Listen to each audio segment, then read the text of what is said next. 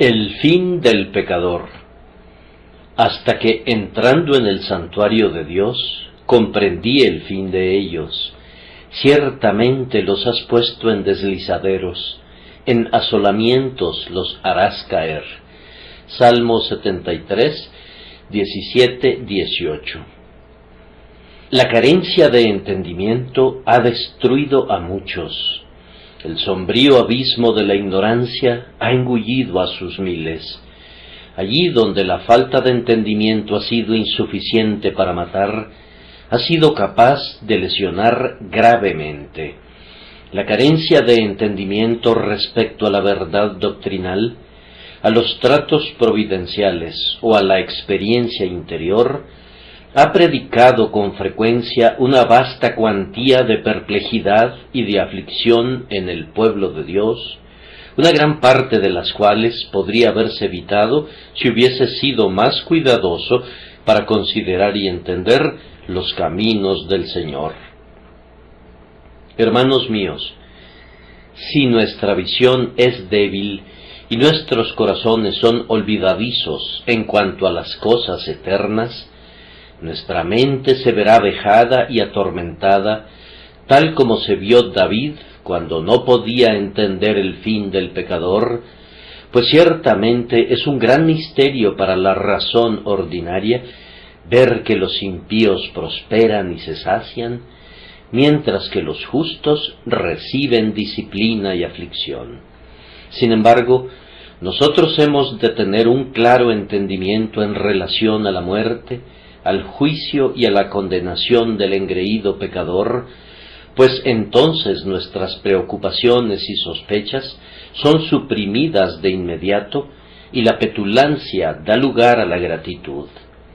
Vean al buey al tiempo que desfila por las calles, cubierto de guirnaldas. ¿Quién envidiaría su suerte si recordara el hacha y el altar que le esperan? El niño pudiera ver solo las flores, pero ningún ornamento pueril podría ocultar del hombre de entendimiento la miseria de la víctima. El mejor lugar para recibir la instrucción de la sabiduría celestial es el santuario de Dios. Mientras David no había subido allí, estaba sumido en medio de brumas, pero cuando atravesó sus santos portales, se encontró en la cima de un monte y las nubes flotaban muy por debajo de sus pies. Ustedes me preguntarán qué pudiera haber habido en el antiguo santuario que consiguió iluminar a David respecto al fin de los inicuos.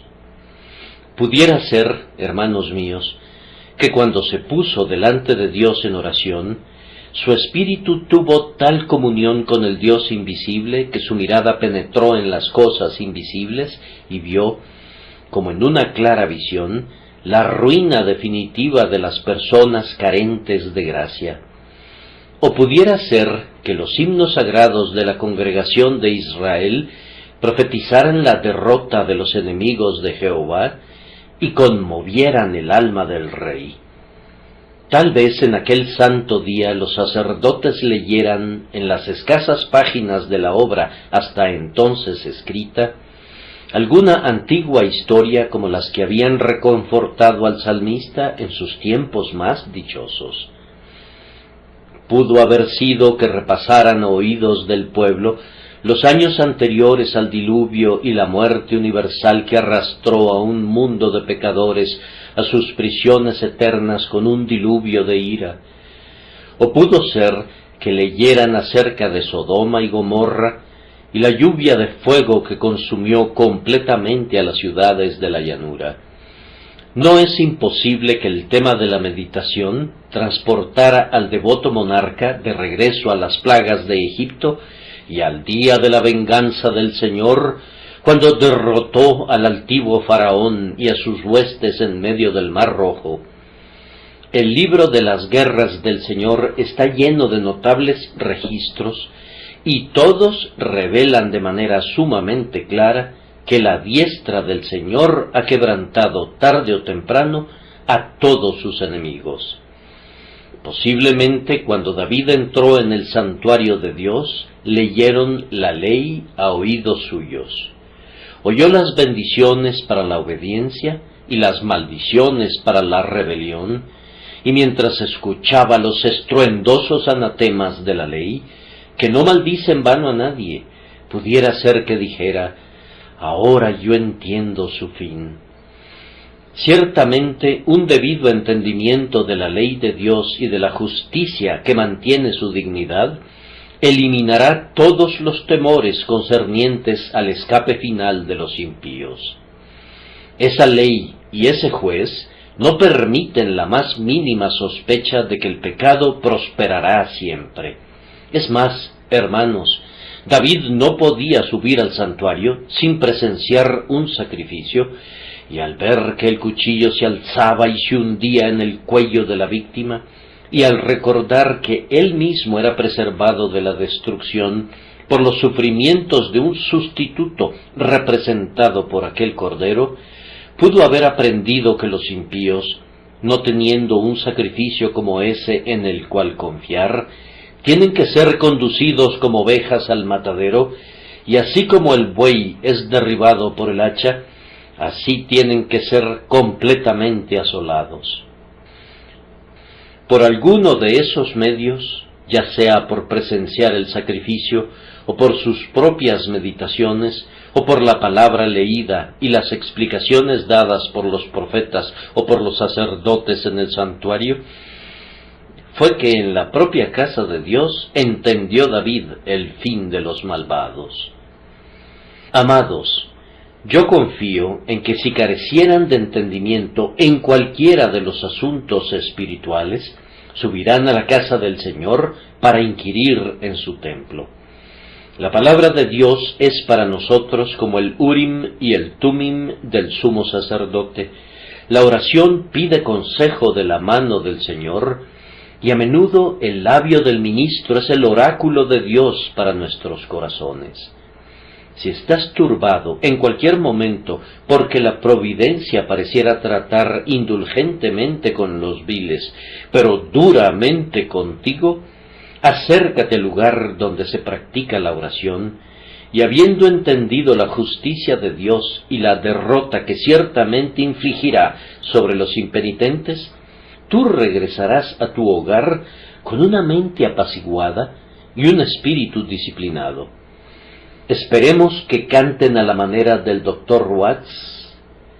Vi a los malvados progresar y sentí que mi corazón respingaba, viendo que necios presuntuosos, con ojos despectivos, brillan con vestiduras de honor. Los tumultos de mi pensamiento me retenían en sombrío suspenso, hasta que mis pies fueron conducidos a tu casa para aprender allí sobre tu justicia. Tu palabra, con luz y poder, corrigió en verdad mi error. Antes contemplaba la vida del pecador, pero aquí comprendí su fin. Esta mañana hemos seleccionado nuestro tema con muchos fines en mente, pero más especialmente con el ardiente deseo de ganar almas para Cristo, de que podamos ver una fiesta de recolección al final del año, de que este sea el mejor de los días para muchos, el cumpleaños de muchas almas inmortales. La carga del Señor doblega mi alma esta mañana. Mi corazón está repleto hasta reventar con una agonía de deseo que los pecadores sean salvados. Oh Señor, desnuda tu brazo en este día, en este preciso día. Desarrollando nuestro solemne tema, primero entendamos el fin del pecador. En segundo lugar, saquemos provecho del hecho de que lo entendamos. En tercer lugar, habiéndolo entendido, advirtamos ansiosa y sinceramente a aquellos que tendrán ese fin, a menos que se arrepientan. Primero, entonces, haciendo acopio de todos nuestros poderes de mente y pensamiento, esforcémonos por entender el fin del pecador. Permítanme repetirlo a oídos de ustedes. El fin del pecador, como el fin de todo otro hombre en este mundo, es la muerte. Cuando muere, pudiera ser que muera apaciblemente, pues con frecuencia no hay ataduras en su muerte, sino que su fuerza es firme. Una conciencia cauterizada aporta la quietud de la estupidez, tal como un pleno perdón del pecado proporciona una serenidad que es producto de un reposo perfecto. Hablan del otro mundo como si no tuviesen ningún terror. Hablan de presentarse delante de Dios como si no tuviesen ninguna transgresión, como a rebaños que son conducidos al Seol. Se quedó dormido como un niño, dicen sus amigos, y otros exclaman, estaba tan feliz que debe de ser un santo. Ah, ese es sólo su fin aparente. Dios sabe que el reposo mortecino de los pecadores no es sino la terrible calma que presagia el huracán eterno. El sol se pone con radiantes colores, pero, detrás está la oscuridad de la negra noche tempestuosa. Las aguas refulgen como plata cuando el alma se sumerge en su seno, pero ¿quién podría decir los múltiples horrores que se agrupan en el interior de sus terribles profundidades? Por otro lado, la muerte de los impíos no es frecuentemente así de apacible. No siempre el hipócrita puede completar su juego hasta el fin. La máscara se desprende con demasiada prontitud y la conciencia dice la verdad. Aún en este mundo, para algunos hombres, la tormenta de la ira eterna comienza a golpear en el alma antes de que abandone el abrigo del cuerpo. Ah, entonces son los gritos y los gemidos. ¡Qué terribles presentimientos los de los espíritus inquietos! ¡Qué visiones del juicio! ¡Qué ansiosos atisbos de la medianoche de la futura proscripción y de la ruina! ¡Ah! Entonces llegan las ansias de un lapso un poco mayor de vida y el asirse de cualquier cosa para tener una simple oportunidad de esperanza. Que sus oídos no tengan que oír el terrible grito del espíritu cuando siente que ha sido sujetado por la mano invisible y que es arrastrado en su descenso hacia su segura ruina. Yo preferiría estar encerrado en una prisión durante meses y años antes que estar junto a algunos lechos mortuorios tales como los que me ha tocado presenciar. Han escrito su memorial en mi joven corazón. Las cicatrices de las heridas que me provocaron están allí todavía.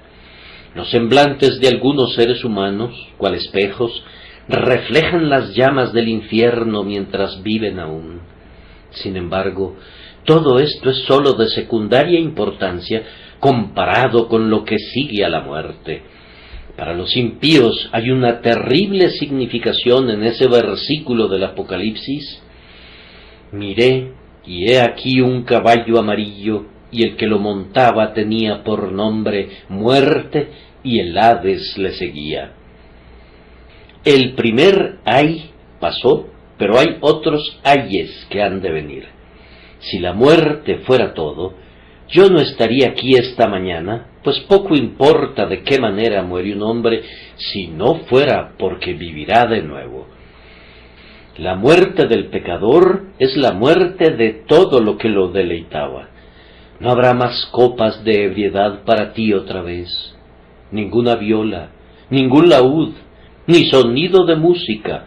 No habrá más una danza alegre, no habrá más un sonoro canto lascivo, no habrá más una jovial compañía, ni habrá más blasfemias altisonantes, pues todo eso habrá desaparecido para siempre. Epulón, has sido despojado de tu vestido de púrpura, y las rojas llamas serán ahora tu manto. ¿Dónde está ahora tu lino fino? ¿Por qué motivo tu desnudez es revelada así para tu vergüenza y confusión? ¿Dónde están ahora tus mesas bien surtidas, oh tú que comías suntuosamente cada día? Tus labios resecos ansiarán en vano la gota bendita que refresque tu lengua. ¿Dónde están ahora tus riquezas, tú que fuiste un rico insensato? Tus establos han sido ciertamente derribados, pero ya no necesitas construir establos más grandes, pues tu grano, tu vino y tu aceite se han desvanecido como un sueño, y tú eres pobre en verdad, maldecido con un nivel de penuria tal que ni Lázaro, a quien lamían los perros, jamás conoció. La muerte suprime todo deleite de la gente carente de gracia, arrebata de su ojo, de su oído, de su mano y de su corazón todo lo que pudiera producirle solaz. Los crueles moabitas de la muerte derribarán todo árbol hermoso de esperanza y taparán con piedras gigantescas todo pozo de consuelo, y no quedará nada para el espíritu sino un terrible yermo desprovisto de todo gozo o esperanza, que el alma tiene que atravesar con pies cansados por los siglos de los siglos. Y eso no es todo. Entendamos un poco más el fin de ellos. Tan pronto como el pecador ha muerto, se presenta delante del tribunal de Dios en su estado incorpóreo. Ese espíritu impuro es colocado delante del ojo llameante de Dios. Sus obras son harto conocidas para él mismo. No necesita que se abran todavía los grandes libros. Un movimiento del dedo eterno le indica que prosiga su camino. ¿A dónde puede ir? No se atreve a subir al cielo. Solo hay un camino abierto. Se hunde hasta el lugar que le ha sido asignado. La expectativa del tormento futuro invade el alma con un infierno que es autocombustible, y la conciencia se convierte en un gusano que nunca muere y que roe eternamente. La conciencia, digo, grita en las almas de los hombres: ¿dónde estás ahora? Estás perdido, y este perdido estado tú mismo lo provocaste. Todavía no has sido juzgado, dice la conciencia, y sin embargo estás perdido, pues cuando se abran esos libros, tú sabes que sus registros te condenarán. La memoria se despierta y confirma la voz de la conciencia. Es cierto, dice, es cierto. Ahora el alma recuerda sus miles yerros y delitos. El juicio también se libera de su sopor, sostiene en alto sus balanzas y le recuerda al hombre que la conciencia no clama indebidamente. La esperanza ha sido aniquilada, pero todos los temores siguen vivos y llenos de vigor. Como serpientes de 100 cabezas punzan el corazón integralmente. El corazón postrado con incontables miedos gime en su interior. La terrible trompeta sonará en breve. Mi cuerpo resucitará, he de sufrir tanto en cuerpo como en alma por todas mis maldades. No hay ninguna esperanza para mí, ninguna esperanza para mí. Ojalá hubiera escuchado cuando me advirtieron. Ojalá que me hubiera arrepentido ante el fiel reproche, que hubiese creído en Jesucristo cuando me fue presentado en el Evangelio. Pero no. Yo desprecié mi propia salvación. Yo escogí los placeres pasajeros del momento, y por ese pobre precio me he ganado la eterna ruina. Escogí más bien ahogar a mi conciencia antes que permitir que me condujera a la gloria. Le di la espalda a lo recto, y ahora heme aquí, esperando como un prisionero en una celda de condenado, hasta que llegue el gran juicio y yo me presente delante del juez. Prosigamos en la consideración del fin de ellos. El día de los días, aquel día terrible, ha llegado. El reposo milenial ha concluido y los justos han tenido sus 1000 años de gloria sobre la tierra. Escuchen, la pavorosa trompeta, más fuerte que 1000 truenos, sobresalta a la muerte y al infierno. Su espantoso sonido sacude a la tierra y al cielo. Cada tumba se abre y queda vacía. Desde el fecundo vientre de la tierra, esa fructífera madre de la humanidad, se levantan multitudes tras multitudes de cuerpos, como si fueran recién nacidos. He aquí del Hades vienen los espíritus de los seres perdidos, y cada uno de ellos entra en el cuerpo en el que una vez pecó, mientras que los justos se sientan sobre sus tronos de gloria, con sus cuerpos transformados, hechos semejantes al glorioso cuerpo de Cristo Jesús, el Señor del cielo. El sonido de la bocina va aumentando en extremo y se va haciendo prolongado. El mar ha entregado a sus muertos, y toda carne mortal ha sido restaurada, salida de lenguas de fuego, de las mandíbulas de león y del gusano de la corrupción. Átomo con átomo, hueso con hueso, al fiat de la omnipotencia, todos los cuerpos son remodelados. Y ahora el gran trono blanco es colocado con pompa por unos ángeles. Todo ojo lo contempla. Los grandes libros son abiertos, y todos los seres humanos oyen el crujir de sus terribles hojas. El dedo de la mano que una vez fue crucificada pasa una hoja y otra hoja, y los nombres de los hombres, tanto para gloria como para destrucción, son anunciados. Venid, benditos, apartaos, malditos. Esos son los árbitros definitivos de la gloria o de la ruina. Y ahora, ¿dónde estás tú, pecador?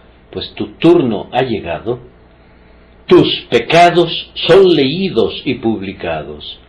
La vergüenza te consume.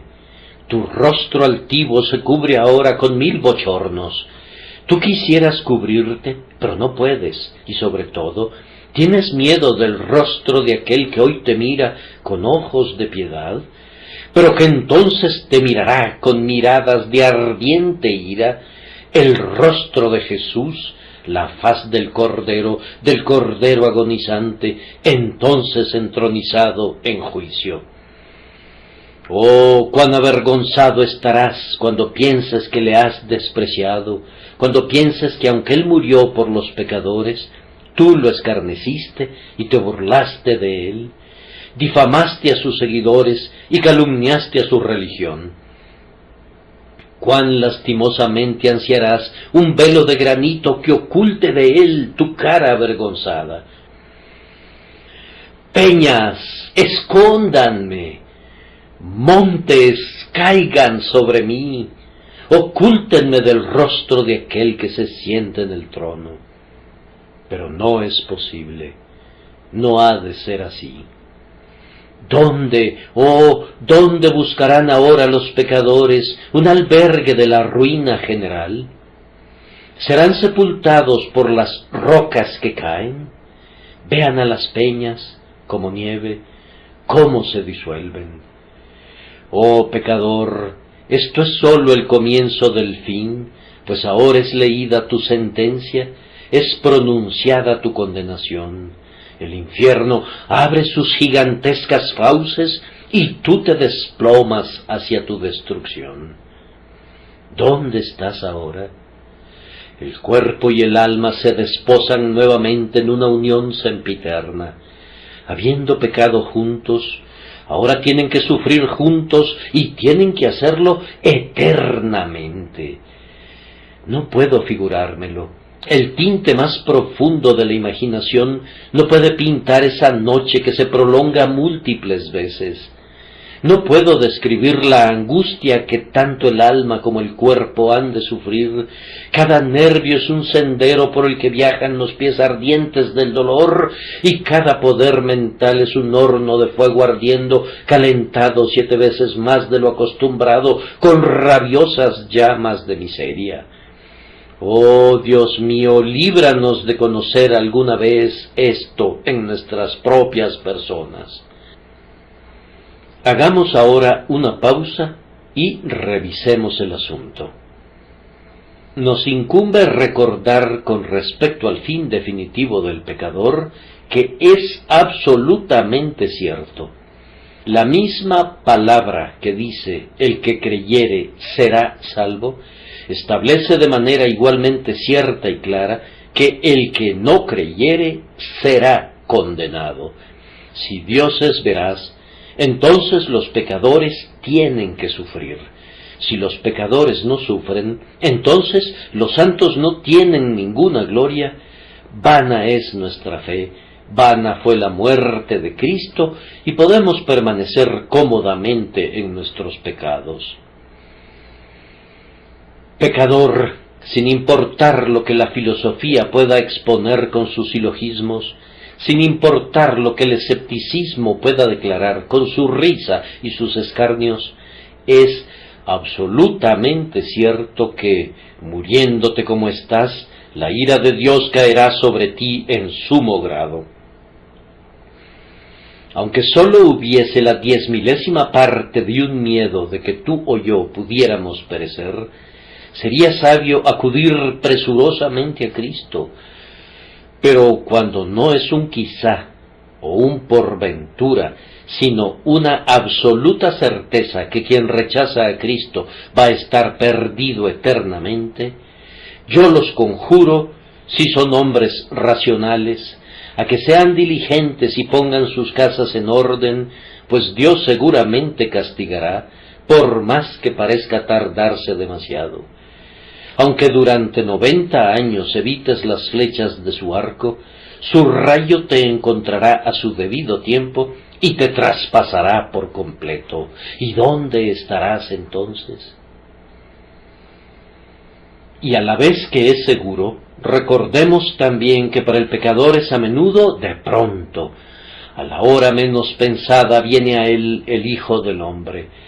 Como el dolor en una mujer que está de parto, como el torbellino sobre el viajero, como el águila sobre su presa, así de veloz llega la muerte.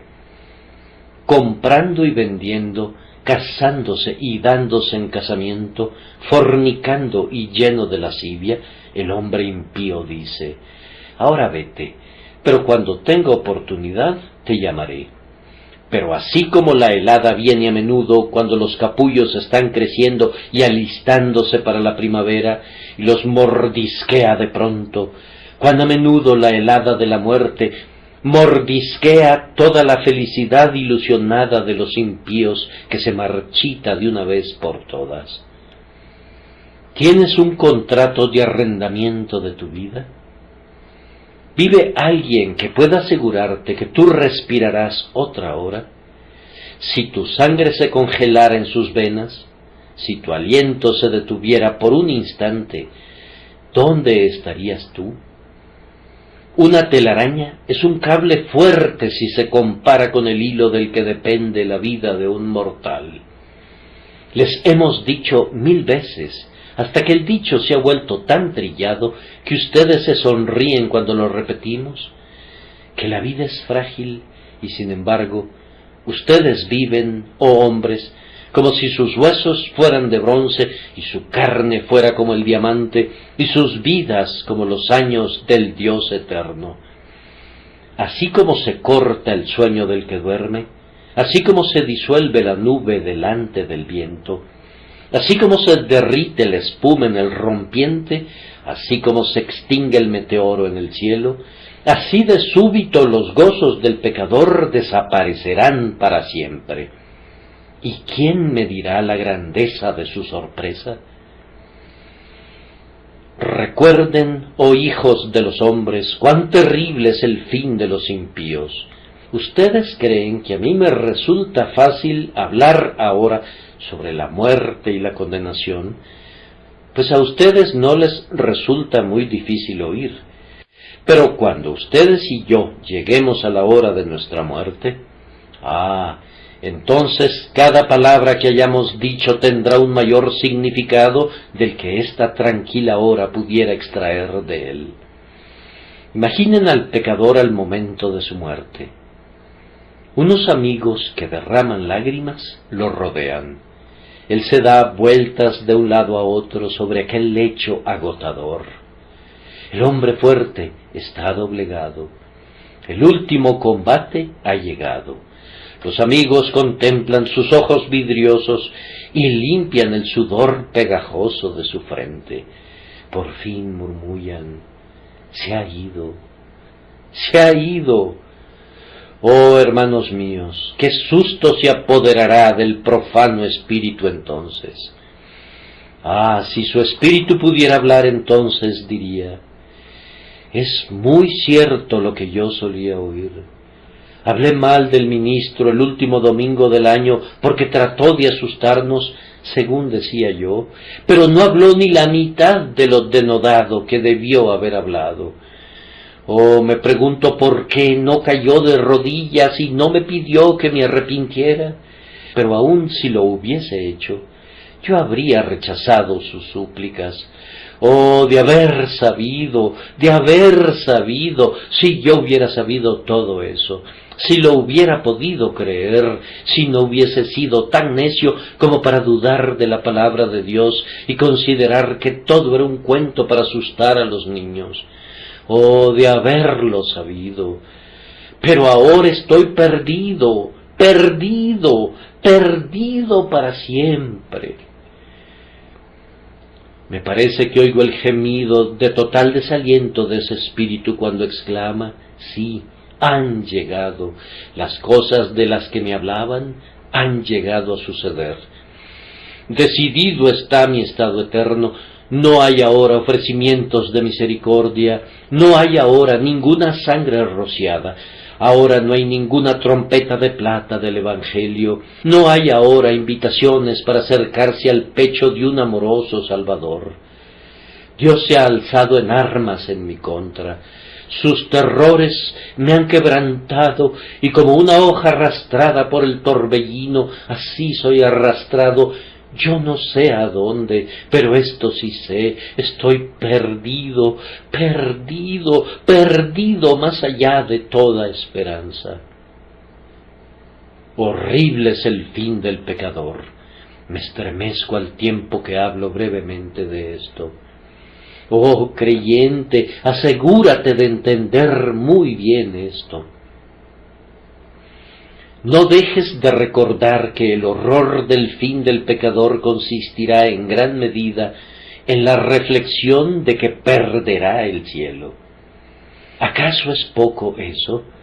Las arpas de los ángeles, la compañía de los redimidos, la sonrisa de Dios, la relación con Cristo, ¿es eso una nimiedad? Perder el mejor reposo del santo, esa herencia por la que los mártires vadearon ríos de sangre, esa porción que Jesús consideraba que era digna de su muerte para así comprarla. Ellos pierden todo eso y luego adquieren a cambio los tormentos del infierno, que son más desesperados de lo que la lengua pudiera expresar. Consideren un momento: quien inflige el castigo es Dios. ¿Qué golpes ha de asestar? Solo extendió su dedo y cortó a Rahab e hirió al dragón en el Mar Rojo. ¿Qué no será cuando su pesada mano propine un golpe tras otro? Oh, omnipotencia, cuán terribles son tus golpes. Pecador, mira y tiembla. ¿Sale el propio Dios en batalla contra ti? Vamos, cuando se clavan en tu conciencia las flechas del hombre, son muy cortantes, pero ¿cómo serán las flechas de Dios? ¿Cómo se han de chupar tu sangre para infundir veneno en tus venas? Incluso ahora tienes miedo de morirte cuando sientes una leve enfermedad, y cuando oyes un sermón que escudriña tu corazón, te entristece. Pero ¿qué será cuando Dios, vestido de trueno, salga en tu contra y su fuego te consuma como hojarasca? ¿Será Dios quien te castigue? Oh, pecador, ¿qué castigo tiene que ser el que Él te inflija? Me estremezco por ti. Acude presuroso, te lo ruego, a la cruz de Cristo donde está preparado el refugio. Recuerda, además, que será un Dios inmisericorde quien te quebrantará. Todo Él es hoy misericordia para ti, oh pecador. Con los requiebros del Evangelio Él te pide que vivas, y en su nombre yo te digo que vive Dios. Él no quiere tu muerte, sino que quiere que te vuelvas a Él y vivas. Pero si tú no quieres vivir, si tú quieres ser su enemigo, si quieres abalanzarte contra la punta de su lanza, entonces Él quedará a mano contigo en aquel día, cuando la misericordia reine en el cielo y la justicia celebre su corte solitaria en el infierno. Oh, que fueran sabios y creyeran en Jesús para la salvación de sus almas. Quisiera que supieran, oh ustedes, que eligen su propia destrucción, que sufrirán integralmente. Si nos duele ahora nuestra cabeza, o si nuestro corazón tiene palpitaciones, o algún miembro del cuerpo sufre de algún dolor, hay otras partes del cuerpo que se quedan tranquilas. Pero entonces, cada poder del cuerpo y de la mente sufrirán simultáneamente. Todas las cuerdas de la naturaleza del hombre vibrarán con la discordia de la desolación. Entonces el sufrimiento será incesante. Aquí gozamos de una pausa en nuestro dolor. La fiebre tiene sus descansos. Los paroxismos de la agonía tienen sus momentos de quietud.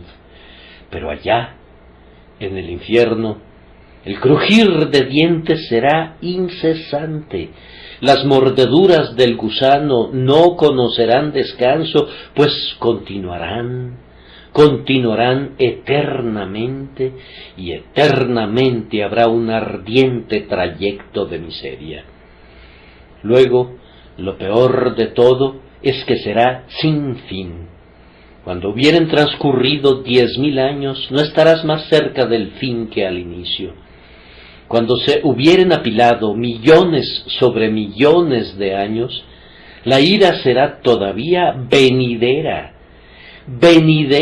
como si no hubiese habido ira del todo.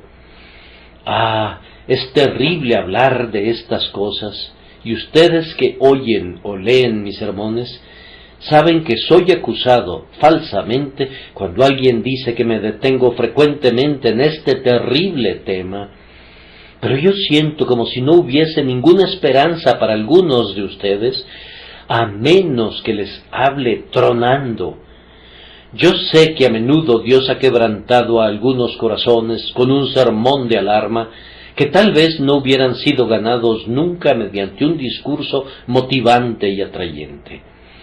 Mi experiencia tiende a mostrar que el gran martillo de Dios quebranta a muchos corazones, y algunos de mis sermones más terribles han sido aún más útiles que aquellos sermones en los que alcé la cruz y supliqué tiernamente a las personas. Ambos tienen que ser usados, algunas veces el amor que atrae y luego la venganza que induce. Oh, mis oyentes, no puedo tolerar el pensamiento que ustedes tengan que perderse. Cuando medito, me viene una visión de algunos de ustedes al momento de partir de este mundo y me digo, ¿me maldecirán ustedes? ¿Me maldecirán mientras descienden al abismo? Habrán de acusarme así. Tú no fuiste fiel a mí. Pastor, tú no me advertiste. Ministro, tú no lidiaste conmigo. No, con la ayuda del Señor, a través de cuya gracia soy llamado a la obra de este ministerio, yo tengo que estar limpio y estaré limpio de la sangre de ustedes. Ustedes no harán su cama en el infierno sin saber cuán incómodo es el lugar de descanso que escogen.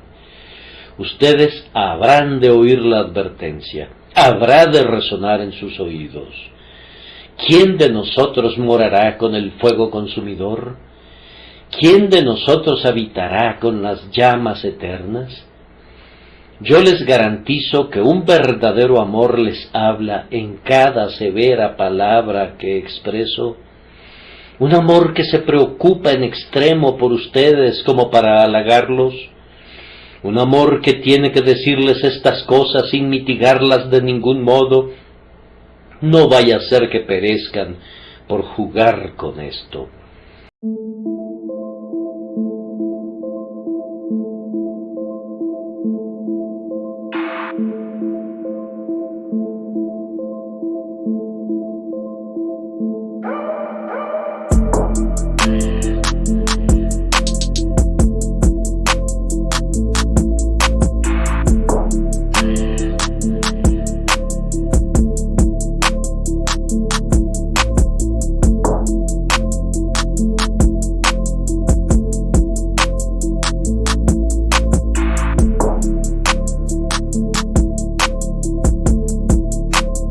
Podemos sacarle provecho, primero, no envidiando nunca a los impíos otra vez.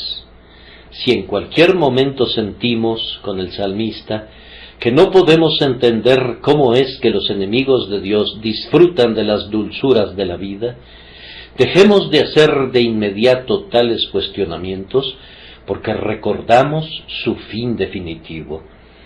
Que la confesión de David nos sirva de advertencia. Señor, cuán irreflexivo y desventurado era yo, lamentándome y murmurando y desconsolándome al ver que los impíos eran exaltados, que brillaban con altivez cubiertos de honor. Pero, oh, su fin, su terrible fin, tu santuario me lo enseñó. Veo que están sobre rocas resbalosas y que olas de fuego rompen en la base. No importa que se jacten de cuán alto ascienden, no los voy a envidiar nunca más. Allí pueden estarse con ojos altivos hasta caer en lo profundo de un dolor sin fin.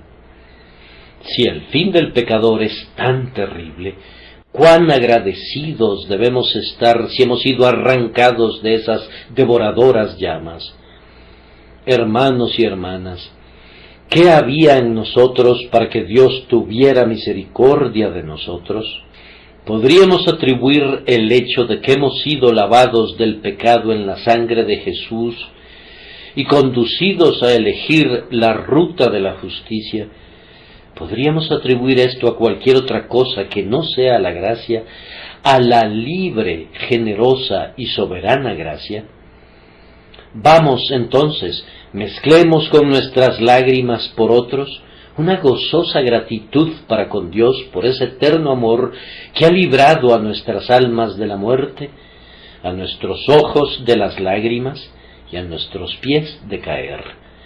Por encima de todo, valoremos los sufrimientos de Cristo más allá de todo costo.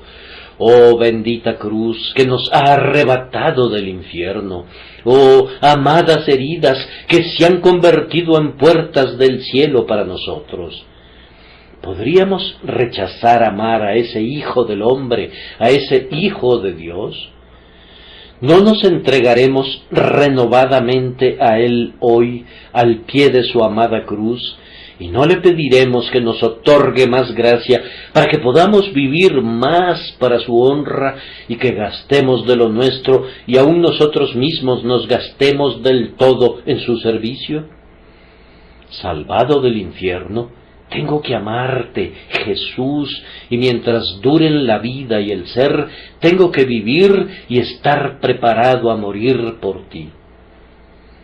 Además, queridos amigos, un tema como este, ¿cómo debería conducirlos a profesar ser seguidores de Cristo para hacer firme su vocación y elección? Si el fin del impenitente es tan terrible, no hemos de contentarnos con nada excepto con las certezas respecto a nuestro propio escape de este infortunio.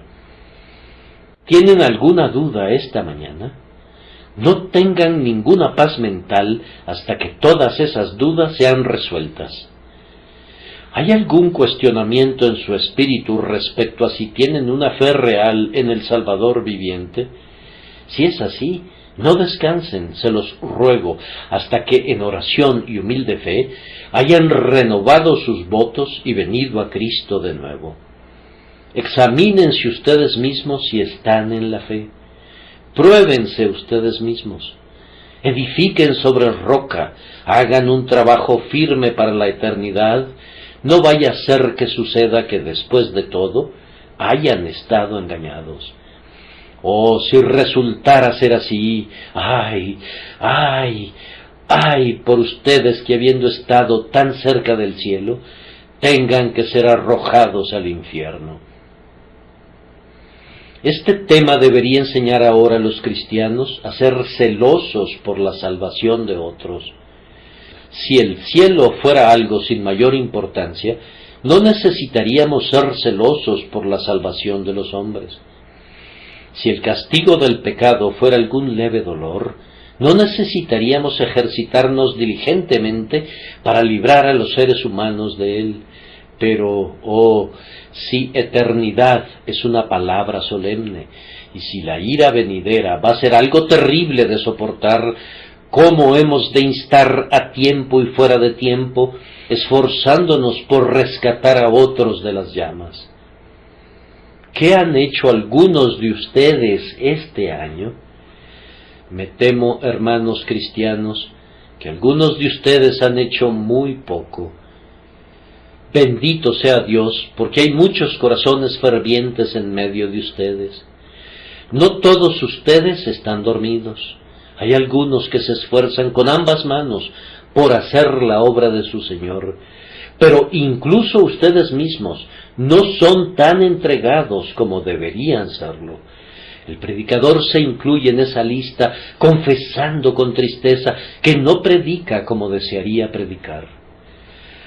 Oh, si tuviera las lágrimas y los clamores de Baxter o el ferviente celo seráfico de Whitefield, mi alma estaría muy contenta. Pero, ay, nosotros predicamos fríamente sobre temas ardientes y descuidadamente sobre asuntos que deberían hacer que nuestros corazones fueran como llamas de fuego. Pero yo pregunto, hermanos, ¿acaso no hay hombres y mujeres aquí, miembros de esta iglesia, que no están haciendo nada por Cristo? Ningún alma ha sido salvada por ustedes este año. Y Cristo no ha sido honrado por ustedes, ninguna joya ha sido colocada en su corona. ¿Para qué han vivido si inutilizan la tierra?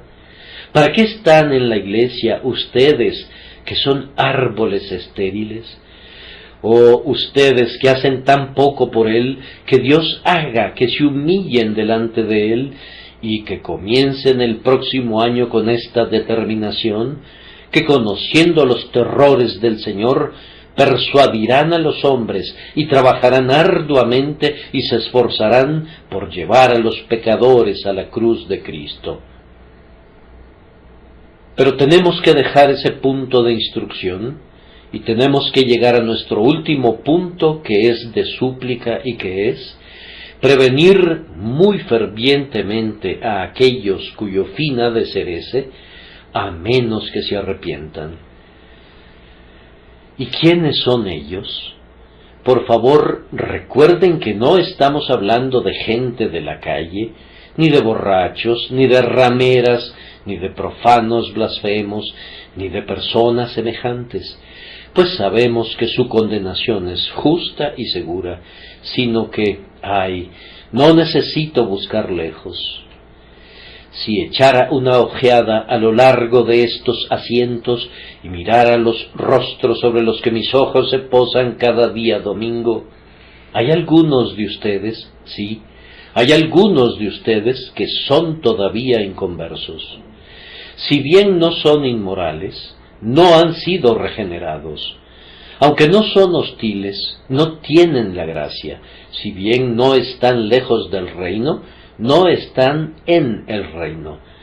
Es del fin de ustedes que hablo ahora, de ustedes, hijos de madres piadosas, de ustedes, hijas de padres santos, del fin de ustedes, a menos que Dios les dé el arrepentimiento. Quiero que vean dónde se encuentran hoy. Ciertamente los has puesto en deslizaderos. Si alguna vez ha sido tu suerte hollar los glaciares de los Alpes, habrás visto sobre ese potente río de hielo gigantescas montañas de cristal que semejan olas y profundas fisuras de profundidad desconocida y de un color intensamente azul. Si fuésemos condenados a permanecer sobre una de esas protuberancias de hielo con una fisura de abiertas fauces en su base, nuestro peligro sería extremo. Pecador, es sobre uno de esos deslizaderos que tú estás parado, solo que el peligro es mucho mayor de lo que mi metáfora describe. Tú estás sobre un terreno llano. El placer te acompaña. Los tuyos no son los ásperos caminos de la penitencia y la contrición. El camino del pecado es llano, pero, cuán resbaladizo es precisamente debido a su llanura. Oh, has de estar advertido, vas a caer tarde o temprano por firme que estés. Pecador, tú podrías caer ahora, de inmediato. El monte cede bajo tus pies, el hielo resbaladizo se está derritiendo continuamente. Mira hacia abajo y advierte tu pronta ruina. Aquella cima con sus fauces abiertas pronto habrá de recibirte mientras nosotros nos ocupamos de ti con lágrimas desesperanzadas. Nuestras oraciones no pueden seguirte. Desde el lugar resbaloso donde te encuentras te caerás y te irás para siempre. La muerte hace que el lugar donde estás sea resbaloso, pues disuelve tu vida a cada instante. El tiempo lo hace resbaloso, pues a cada instante recorta el terreno que está debajo de tus pies. Las vanidades que disfrutas hacen que tu lugar sea resbaladizo, pues todas ellas son como hielo que se derrite bajo el sol. No tienes dónde poner tu pie, pecador, no tienes ninguna esperanza segura, ninguna confianza. Confías en algo que se está derritiendo. Si estás dependiendo de lo que tienes la intención de hacer, eso no es ningún apoyo para tu pie. Si obtienes paz de lo que has sentido o de lo que has hecho, eso no es ningún apoyo para tu pie. Tú estás sobre un deslizadero. Leí ayer acerca de un cazador de gamuzas que saltaba de risco en risco tras la pieza de caza que había herido. La criatura herida brincaba hacia abajo en unos precipicios amenazantes, pero el cazador seguía intrépidamente a la presa como mejor podía. Por fin, en su febril carrera, se resbaló en una roca que tenía unos salientes. El peñasco se desmoronaba al entrar en contacto con sus zapatos, que tenían suelas con gruesos clavos que él trataba de hundir en la roca para detener su descenso. El cazador se esforzaba por sujetarse de cuanto pequeño saliente se encontrara, sin que le importaran los cantos cortantes, pero conforme sus dedos se doblaban convulsivamente como garras y arañaba la piedra, ésta se desmoronaba como si hubiese sido arcilla horneada, rompiendo la piel de sus dedos como listones y le provocaba profundas heridas en la carne. Habiendo soltado su bastón, oyó cuando se desplomaba sus espaldas y su punta de hierro daba giros al caer, y luego el bastón resbaló sobre un borde, rebotando hasta las profundidades del precipicio. En un momento él habría de seguirle, pues a pesar de todos sus esfuerzos, era incapaz de detenerse por sí mismo. Su compañero presenciaba todo, poseído de un mudo horror. Pero el cielo intervino. Justo cuando esperaba ser catapultado sobre el borde hacia el precipicio, un pie fue detenido en su descenso por una ligera protuberancia. Casi no se atrevía a moverse, no fuera que un movimiento pudiera romper el apoyo de su pie. Pero girando cuidadosamente la cabeza para ver cuán lejos se encontraba del borde, percibió que su pie no se había detenido ni siquiera a un par de pulgadas del borde de la roca. 2 pulgadas más adelante, la destrucción habría sido su suerte. Persona impía, mírate a ti misma en ese espejo. Tú te vas resbalando hacia abajo por un deslizadero y no tienes un apoyo para tu pie ni asidero para tu mano. Todas tus esperanzas se desmoronan bajo su peso. Solo el Señor sabe cuán cerca estás de tu eterna ruina. Tal vez esta mañana no estés ni a 2 pulgadas del borde del precipicio. Tu ebrio compañero que falleció hace unos cuantos días acaba de ser catapultado sobre el borde hacia el precipicio. ¿No lo oíste cuando caía? Y tú mismo estás a punto de perecer. Dios mío, el hombre casi ha partido. Oh, que pudiera detenerte en tu curso descendente. Solo el Señor puede hacerlo, pero Él obra a través de medios. Date la vuelta y divisa tu vida pasada. Contempla la ira de Dios que tiene que venir por cuenta de ella. Tú vas resbalándote por deslizaderos hacia un temible fin, pero el ángel de la misericordia te llama y la mano del amor puede salvarte. Oye cómo te suplica Jesús. Pon tu mano en la mía, te dice. Tú estás perdido, varón, pero yo puedo salvarte ahora.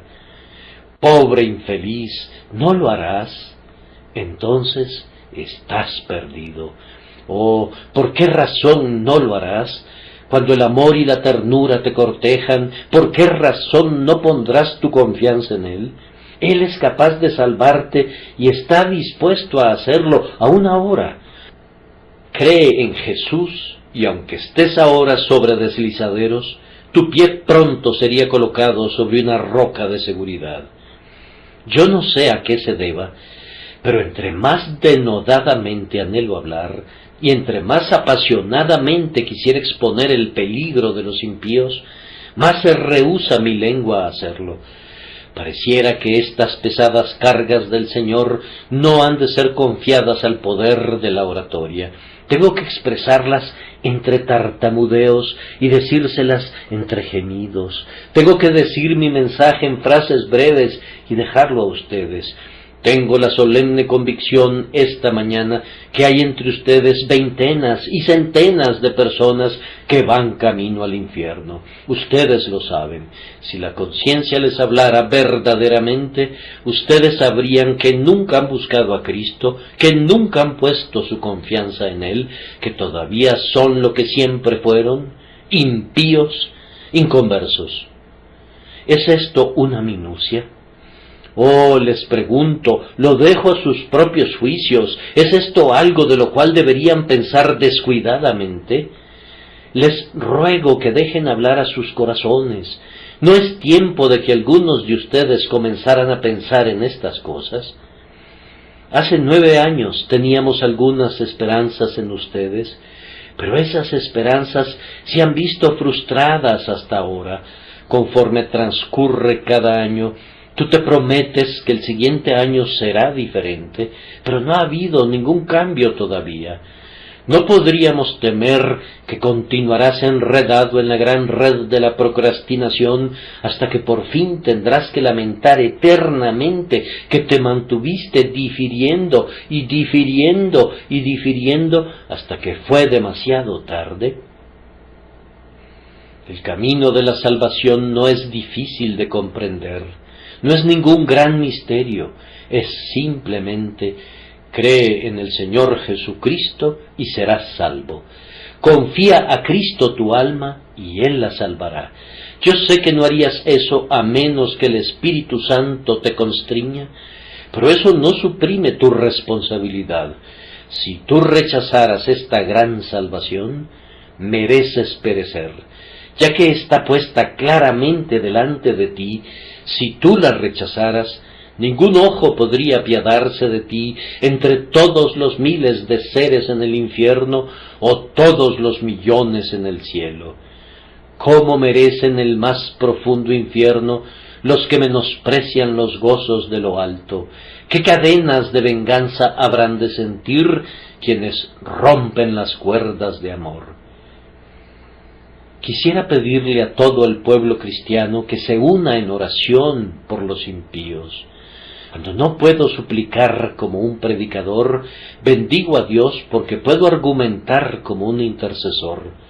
Pasemos, todos nosotros, un poco de tiempo esta tarde en intercesión privada. Quisiera solicitarles como un gran favor que ocupen un poco de tiempo esta tarde, cada hijo de Dios, orando por los inconversos entre nosotros. La obra de la conversión prosigue. Siempre hay muchos que llegan a unirse a la Iglesia, pero necesitamos un mayor número y tendremos más si oramos más. Hagan de esta tarde un tiempo de alumbramiento y si trabajamos en dar a luz, Dios nos dará la simiente espiritual. Tenemos que buscar al Espíritu Santo para toda verdadera regeneración y conversión. Por tanto, oremos por el descenso de su influencia y dependamos de su omnipotencia, y la gran obra tendrá que hacerse y se hará. Aunque pudiera dirigirme a ustedes en los tonos de un ángel, no tendría otra cosa que decir más que esta: pecador, acude presuroso a Cristo. Me alegra sentirme débil, pues ahora el poder del Maestro será más notorio. Señor, haz que el pecador se arrepienta y hazle sentir el peligro de su estado y que encuentre en Cristo un rescate y una recompensa, y a tu nombre sea la gloria. Amén.